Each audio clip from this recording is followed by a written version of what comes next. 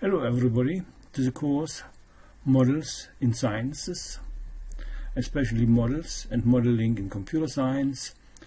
I would like to summarize now the first 4 chapters of this course. We started with an investigation and found that models are used everywhere, anytime, in almost all sciences, in engineering and in daily life. And we have, of course, a very good number of very different notions of models, and we might think that we should unify it somehow, or get at least a unifiable understanding. We based our course on a number of case studies coming from computer science, on abstract state machines, on entity relationship modeling languages for database structuring, on workflow modeling based on BPMN, on storyboarding that might have a good result for interaction and website design, and on Petri nets for control structures. Next, we developed a notion of a model based on scenarios in which a model is used as an instrument. As such, it must be adequate and dependable, and of course we should consider only well-formed models. And we can derive a number of criteria in which case an object is not a model. Furthermore, we have been investigating a little bit more in depth because of computer science and computer engineering is mainly based on languages, the relationship between languages and models.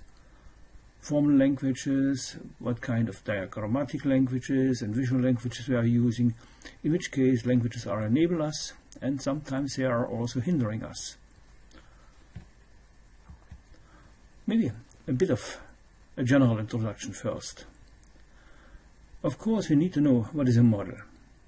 My claim is now a model is an adequate and dependable instrument. It must function. It should be effective. We can generalize maybe a larger variety of notions developed by different people. In our case, languages matter really a lot. What is not yet covered is how we manage complexity of models and methods, what kind of development and utilization methods we need to apply, what is a model profile and portfolio, which kind of usage stories we have. This will be done in the second and third part of this module. If we want to have a general notion, then we have a number of questions. Whether we need really a general notion, maybe it is too complex, or should we live with our model notion, or how we can use the current notion we have been developing in Kiel in a larger initiative of colleagues who are using models in their engineering and sciences. We should also talk about what is hidden, what is assumed, what is somehow given. That leads us directly to the notion of deep models we cover in the section after this. Maybe we should still stay with our specific notion and say, okay, fine, then in this case we can handle it in a proper form. And in general, we can ask us whether there is a general theory or science or culture of modeling beyond the current art of modeling. I think for the last question, you should ask me in 10 years from now. First of all, I should make a claim. Models are used everywhere. And my claim is that models are used as a first instrument a human has. Think about children. They first develop a concept of a mother and a father, and later they get an annotation by the term mother and father. The same we can observe for Eastern medicine. A Guru judgment is based on intuition and experience. Models must not be verbalized and bilingual. Frames are heavily used for models as meta modeling stuff. Modeling depends on the culture, let's say as Gerd Hofstede says, as a collective phenomenon, which is shared with people who live or lived within the same social environment. And of course, social models are often subconscious and subliminal. That means in this case we are using those in everyday life. That means in this case models are a far more general issue than only instruments we might learn in master courses. My claim is, additionally, models are used in daily life, but also used for problem solving. Problem solving is now the art we have in our computer science and computer engineering. It might become a science, then in this case it is something like self-reflective intelligence about modeling, activities to models and models in general. We might have also some kind of design intelligence, so the models are really convincing and very nice and beautiful built. Or we can have maybe models as a very good issue for our knowledge bases in our sciences and engineering and in daily life. What forces us to model? There's quite a lot of reasons why we use a lot of different models at the same time. One is, for us in computer science, of course, we have a large amount of data and we don't have any chance to cover what is in the data. Furthermore, we have also our somehow biased understanding of the data. We have an interpretation of the data. The origins complexity is typically far beyond our abilities. We have a number of hidden aspects and shadows we should maybe consider as well. And of course we want to have some kind of, let's say, efficient or quick understanding. Models help us because we are humans. We want to have a glimpse of how to digest, how to understand a thing. We live very easily with the separation of concern. And it is very easy for us to concentrate on some issues, on some focus, on some purpose, on some maybe essential properties, and to forget about the non-essential and non-relevant ones. Of course, it is also convenient to use a model because the model is typically far simpler. It allows us to have some kind of reasoning support, and they are typically quickly to grasp, quickly to understand. And of course, in this case, we can have some kind of a tolerance that the model is not completely consistent, but it should be at least coherent. So we avoid information overflow, and we avoid also areas we should not really tackle because if we don't know anything in these areas, or we have some other reasons not to tackle those. Okay, we can ask a number of questions. Why we are using models? That's a very nice claim, all models are wrong. That is not really a good claim. In reality it is all models are useful and we should use them with the most appropriate attention. Simplification is sometimes difficult, sometimes dangerous, so we should know how to simplify things. Models don't represent non-essential properties, but what is now essential? Models generalized and abstract. Okay, abstractions are a bit maybe too far leading. Models are imaginations, visions. Okay, that is a matter of luck to have the right vision. School and university and education extensively uses models, but in this case, if we don't require that the model is completely correct and completely consistent and complete, then in this case we have some kind of junk education maybe. I would like to convince you that modeling is not junk education, but it is really high level, best education. Manipulation is of course also a matter in models, because if we are concentrating, and for this reason we don't maybe have the right glimpse of what is in the model there. Engineering, and especially computer science, is often based on models. I would claim that computer science and computer engineering is mainly based on models. Yeah, and models, we will see in the next slides, are instruments. how we master really properly very good instruments. That means you need to have a kind of science to master instruments. And of course there are 1001 other why questions we should maybe ask us while we are tackling models. So the agenda for our courses, we should say, what is a model in which science, under which condition, for whom, for which usage, at which given time frame. What is necessary and sufficient, let's say, for an object or an artifact to become a model. What is the difference between a model and not yet models? How are models definable in sciences? Shall we really believe in models? What kind of logical reasoning or calculus we should have behind? What kind of treatment, development and deployment of models we should have in mind? Models are typically model suites. That means an ensemble of models that are tightly associated to each other. We might have also some kind of abstraction layers for handling models.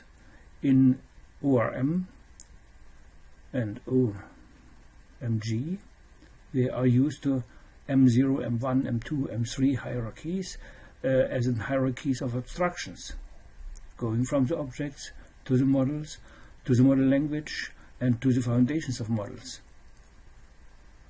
Okay, model should be useful. What does it mean? Is there any good criteria for being useful, for easy to use models, or not? That means in this case we should have now for the next lectures a number of questions to ask furthermore. We can also ask questions why we should start to use a model, or we should ask questions before starting to use a model. In this case, I would claim the first question would be, what is the function of a model in which scenario? Next, we should ask us which origins are going to be deputed, represented, and which origins are not considered at all or not of interest. Should a model contain all typical, relevant and important features of the origins or not?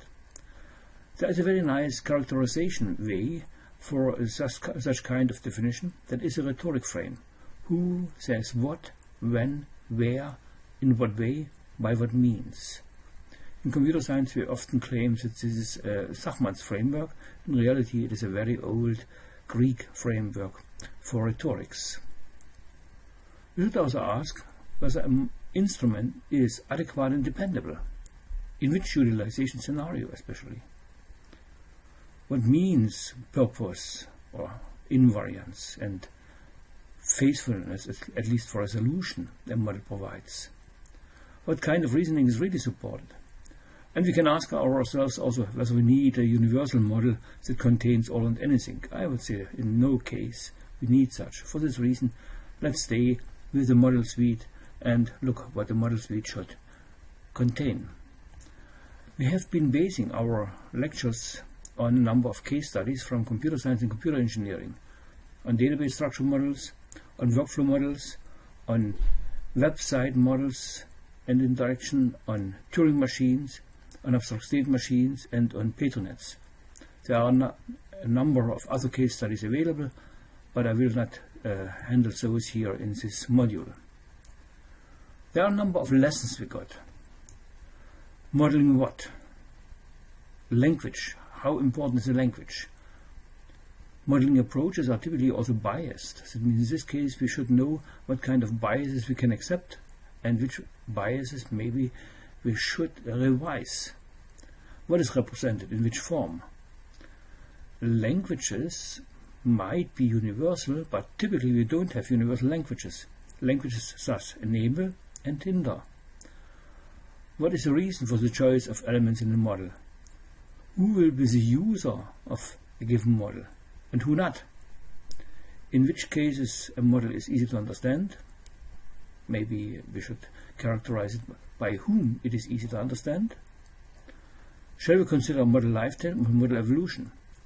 Or we should consider maybe a model suite and not only a singleton model.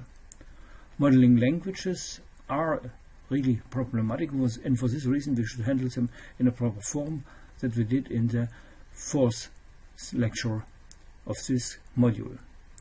And of course we should separate scenarios in which a model functions from those in which a model should not function. That means in this case we can characterize a model in a proper form.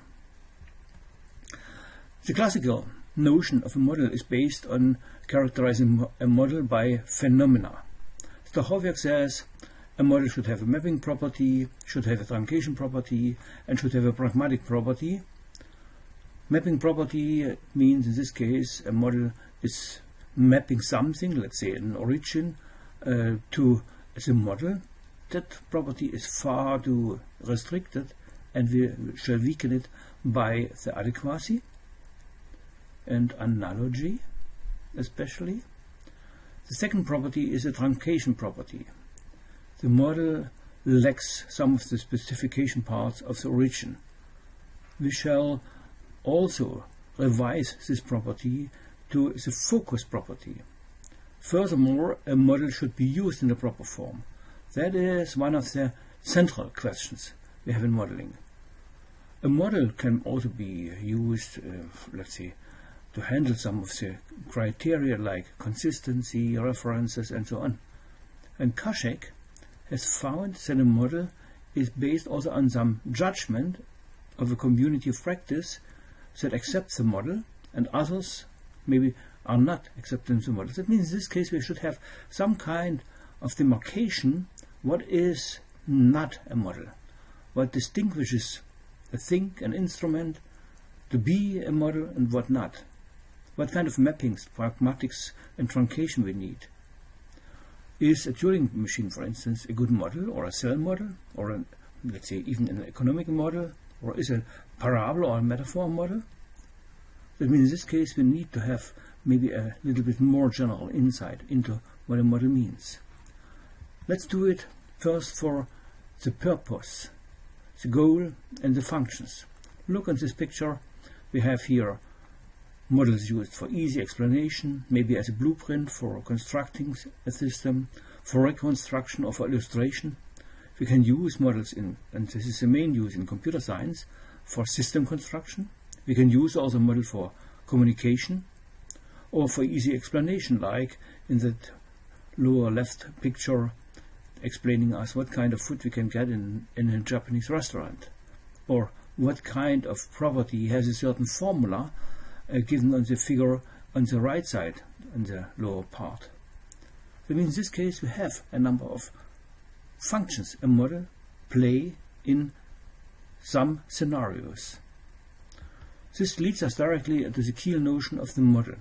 A model is first of all a well-formed instrument that is for a set collection of origins adequate and dependable. Adequate means that it is analog to the origins, it is focusing on some property specific sides of the model, and it is purposeful.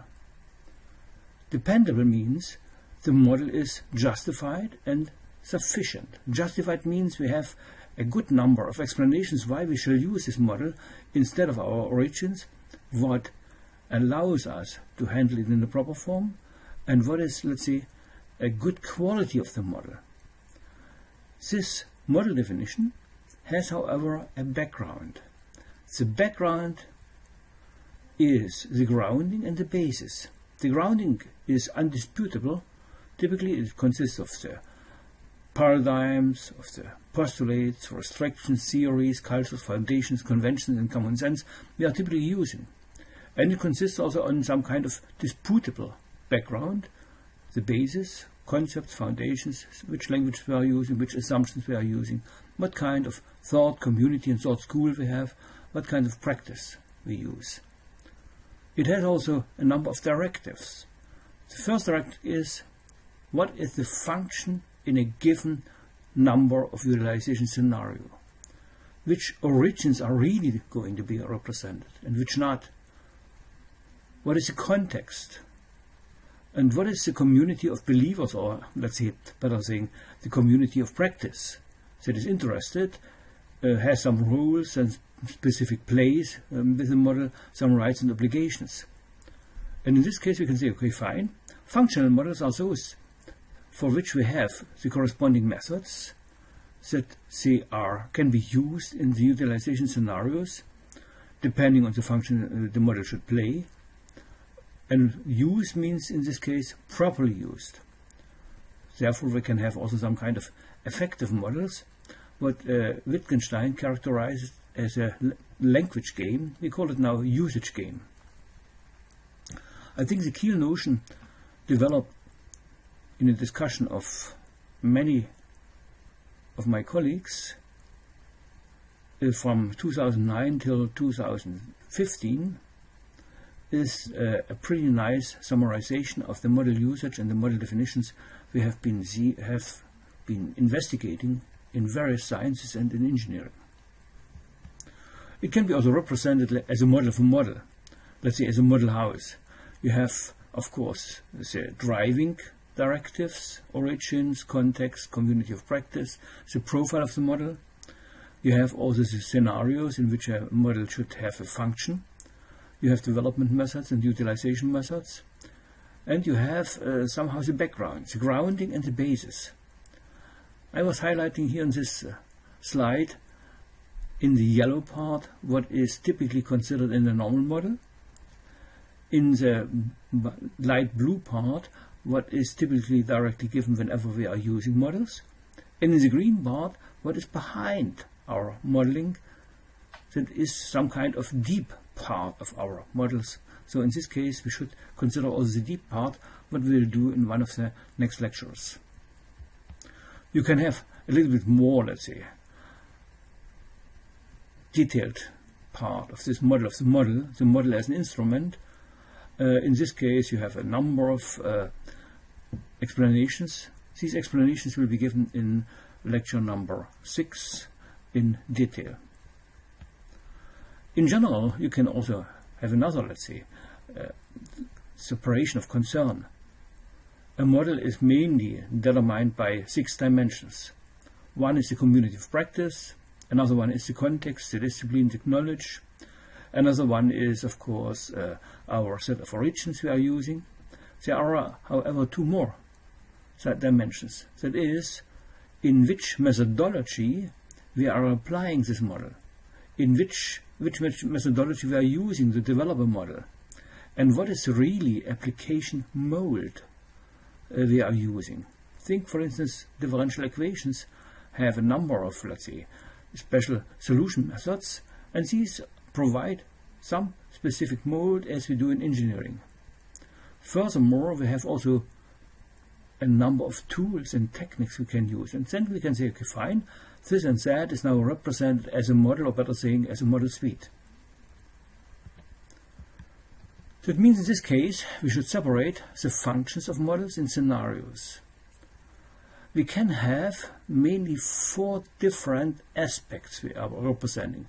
One is problem solving, one is the foundation, one is the context and engineering, and one is the social embedding. This leads us directly to, let's say, for problem solving, we are using the model for perception and utilization, for understanding and sense making, or for making your own. In engineering, we want to apply the model, depending on which kind of application mold we are really using and which kind of maturity the mold has. And in our foundational setting, we can say, okay, fine, a model should be somehow comprehended.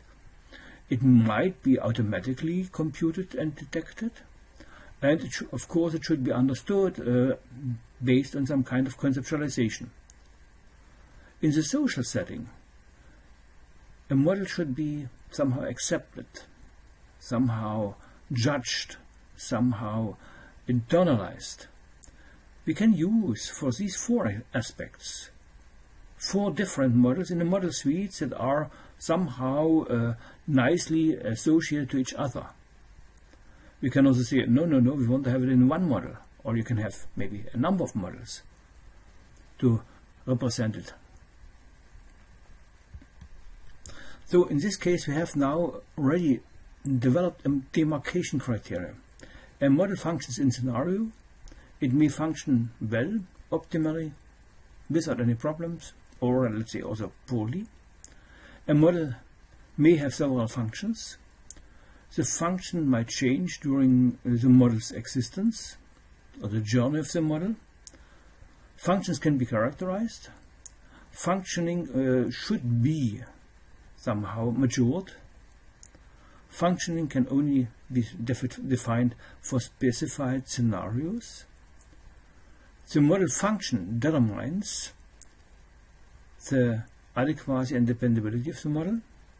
Typical engineering functions are, for instance, blueprint for realization, starting point, prescription, mold, guide, companion, modernization, integration, replacement, to be an informative model, recording and access. In most cases, our engineering functions are also somehow related to some kind of description function. That means in this case we can have now already a characterization what is maybe a model and what is not a model.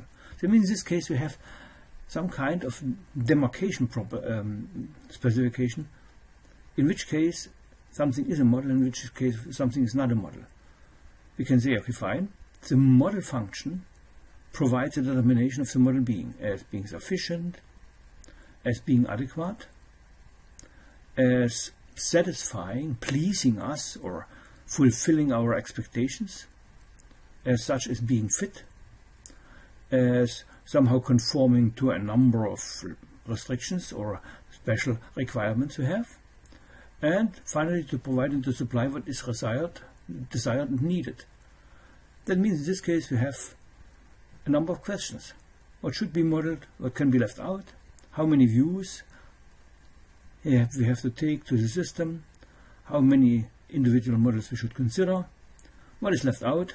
What is definitely to be in the model? What we already discussed in the previous lectures.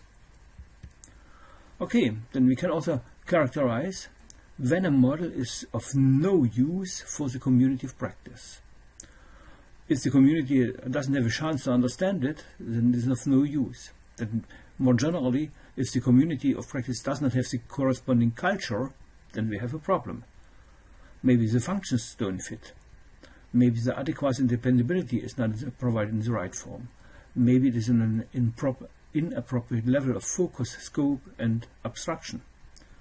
Sometimes models are really over-detailed, manualistic, and for this reason maybe we should not use such models.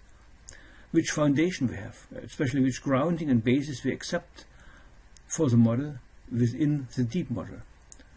Which kind of dynamics of collections we are using. What is the heterogeneity of origins collection?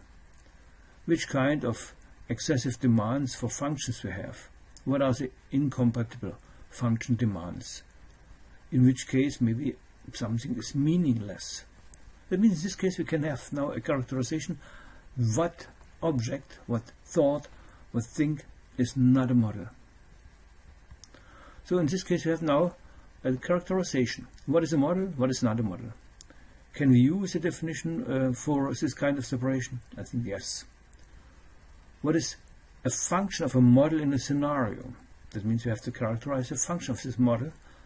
Can we somehow demarcate for a given scenario, maybe based on stereotypes?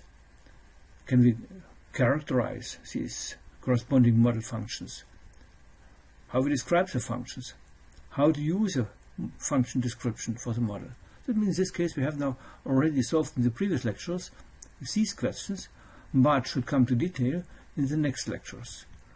So we should answer what is an object, what means fitness, what candidates for a model are somehow providing adequacy, which quality characteristics we need for sufficiency of a model as one of the dependability criteria, in which cases a model is the one what we need, how to complete a model in order to satisfy the needs we have, can we characterize maturity of a model, what is the added value, in which case, when, for whom, and when it is efficient. That means in this case we have to characterize a number of questions to answer for model utilization. That will come in the next now. That means in this case we have now the second part, elements of models with the ingredients. A model should be an instrument and with a function in some number or in some scenarios. It represents origins, it has a background, it has a context and a community of practice, and for this reason we can characterize the adequacy and dependability a little bit more properly. The second lecture and the second part will be the separation of deep and normal models. The third one will be a lecture on conceptual models and on conceptualization. Finally, we will have model suites and stereotypes of models. I would like to thank our community in Kiel. You see a good number of names. I highlighted Ivo Nissen because of Ivo Nissen has been forcing me to complete the book of our community. You see here that we have from archaeology to sociology and sports a number of disciplines that have been represented by our colleagues. I hope the list is somehow complete. I would like to thank all these colleagues that contributed to this part. I would say, okay, fine, our book Wissenschaft und Kunst der Modellierung, Science and Art of Modeling, is one of the results. It appeared in 2015 by De Gruyter. My background, my personal background is of course conceptual modeling, based on entity relationship modeling, based on website development and web information systems development. I would like to thank also my collaborators. It's a large number of co-authors I collected over time, and I'm very thankful to them. I would like to thank you also to my background, to those from which I benefited a lot, that educated me properly and were very nice colleagues. And finally, I should complete this lecture with thanking everybody for the lecture. If somebody has a question, please send an email and give me your thoughts, critiques and ideas. Thank you.